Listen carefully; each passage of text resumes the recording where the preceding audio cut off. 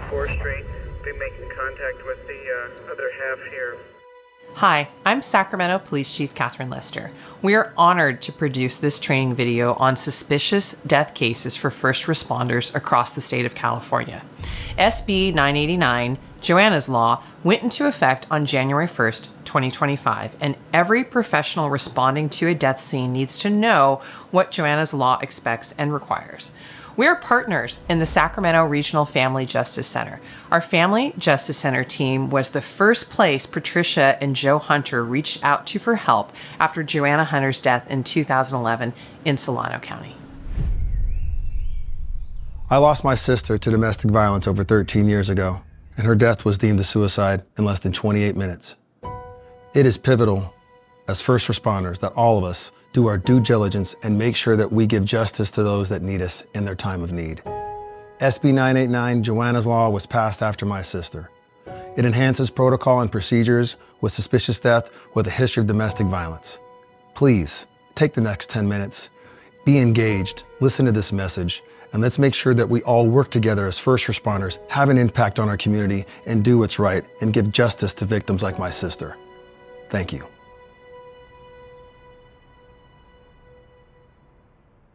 Hi, I'm Casey Gwynn, a former San Diego prosecutor and the president of Alliance for Hope International, and now a national trainer on the issue of suspicious death cases. And I'm Gail Strack, a former defense attorney and prosecutor.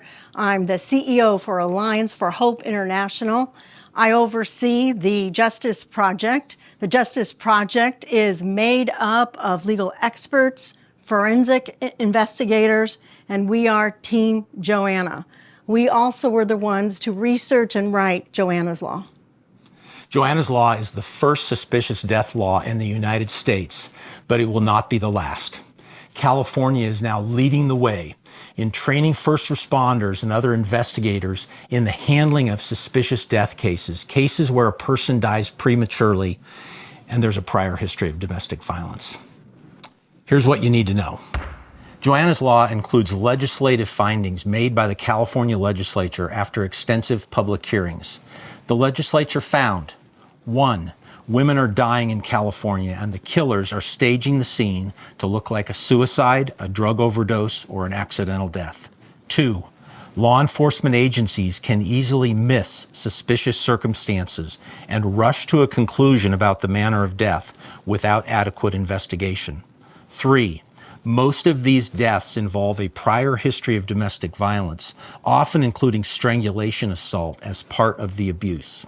Number 4, family members of lost loved ones are not interviewed in these cases and often not treated with the respect that crime victims deserve.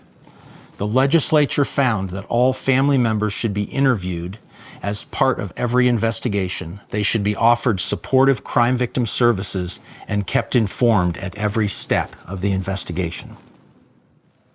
Joanna's Law includes 10 factors that may exist in death cases and requires law enforcement to look for them before concluding any death investigation. 1, the person died prematurely or in an untimely manner. 2, the death scene appears to result from a suicide or an accident. 3, one partner wanted to end the relationship. 4, there was a history of being victimized by domestic violence that included coercive control. 5, the person was found dead in a home or place of residence. 6, the person was found by a current or previous partner. 7, there was a history of being victimized by domestic violence that included strangulation or suffocation.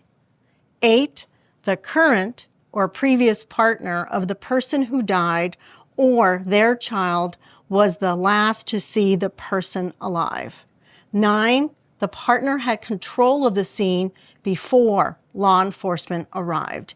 And 10, the body of the person was moved or the scene or other evidence was altered in some way. In our work on suspicious death cases across the United States, we are finding that the more of these 10 factors that exist, the more likely the case is to be a homicide and not a suicide or accidental death. The most significant factor that we have seen in these cases is strangulation or suffocation. Men who strangle women are the most dangerous men on the planet. And when a man has strangled a woman even one time in an intimate relationship, she is 750% more likely to later be killed by him. And each time he strangles her, the likelihood of a homicide goes up. So strangulation and suffocation is that high-grade marker that you are always looking for in a suspicious death case. When you hear any evidence of strangulation or suffocation in a relationship at the time of a suspicious death or soon thereafter, by definition, a thorough investigation should be done. When a person dies prematurely and there's a prior history of domestic violence, that case should be investigated as a homicide until proven otherwise. Hidden homicides are sadly all too real, usually in context with domestic violence cases where victims are murdered and the scene is staged as a suicide, typically by hanging.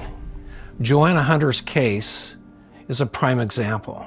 And like in Joanna's case, if we don't properly investigate these cases and abusers go free, they may try to harm other people, including you. And hidden homicides are all too common, maybe more common than you realize. Since Senate Bill 989 was passed and signed into law just a couple of months ago, the Crisis Center here in Sacramento has been approached by 3 sets of parents, all with credible evidence that their children were killed and the scene was staged as a suicide, all by hanging. As you can imagine, this is devastating for parents. So the way you handle these cases is crucial. Please, when you respond to suicides or untimely deaths, make sure you check for any connection to domestic violence. Interview family members and parents if you have to. Understand the 10 red flags that point to staged suicide scenes. When there's a doubt or suspicion arises, secure the scene and call out detectives for a proper investigation. These legal guidelines are further highlighted in Penal Code Section 679.07. You can also go to the Alliance for Hope International and look at their training on hidden homicides. If you'd like to know more about Joanna's case or Joanna's Law, go to Police One News and check out my latest article on Senate Bill 989 and the implications therein for first responders. And lastly, please understand that if a victim of domestic violence is at high risk for serious injury or death, then by extension, so are responding officers. So please be safe. Thank you.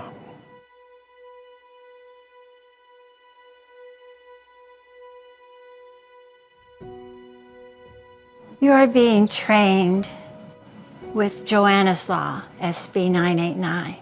And there's a person behind this, a daughter, a sister, who had a bright future in front of her, who also had an abusive spouse, who sent her to the hospital, who had multiple restraining orders out on him. At one point, he was jailed for putting her in the hospital. She came home. We had great hope. She started college again. She started counseling, but he reached out to her and pulled her back in. You may not understand why someone stays in an abusive relationship. You don't need to understand. You just need to know that there are many more Joannas out there than you can even imagine. It could be your sister, your friend, your daughter. And the last thing you may be able to do is arrive on a scene of their untimely death. And you have the opportunity to change lives by making sure you check for a history of documented domestic violence. And if that is present, look at your 10 red flags. Put that together. Stop everything. You be the one who demands that this scene be investigated as a homicide. You never want someone you know to be that person who is told at their place of work the day after your loved one dies that they have passed away. And you fall to your knees screaming, "What did he do to her?"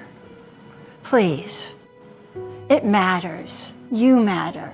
I know you are doing this job because you want to make a difference.